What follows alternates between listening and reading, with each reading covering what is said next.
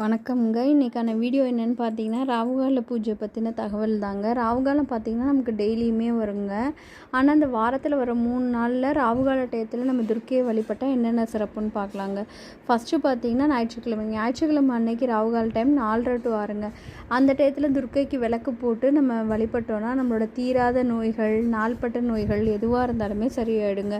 அன்னைக்கு நம்ம ராகுக்கும் விளக்கு போட்டு வழிபட்டோம்னாலும் சிறப்பு தாங்க. ஞாயிற்றுக்கிழமை அன்னைக்கு வர ராவுகால காலத்தில் துர்க்கையும் வழிபடலாம், ராகுகளையும் வழிபடலாங்க.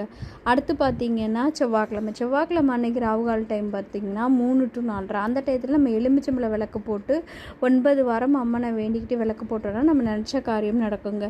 குறிப்பாக கல்யாணம் ஆக வேண்டியவங்க 9 வாரம் வேண்டிக்கிட்டு விளக்கு போட்டால் நடக்குங்க. அடுத்து பார்த்தீங்கன்னா வெள்ளிக்கிழமை அன்னைக்கு ராகுகால டைம் 10:30 to 12ங்க. அந்த டயத்தில் நம்ம துர்க்கைக்கு அதே மாதிரி எலுமிச்சம்பழம் விளக்கு போட்டு அம்மனை 9 வாரம் வழிபட்டோம்னா நம்ம நினச்ச காரியம் நடக்குங்க. அன்னைக்கு அம்மனுக்கு அர்ச்சனை பண்ணலாங்க. அப்புறம் பார்த்தீங்கன்னா செவ்வரளி பூவும் மஞ்சள் பூவும் உகந்ததுங்க.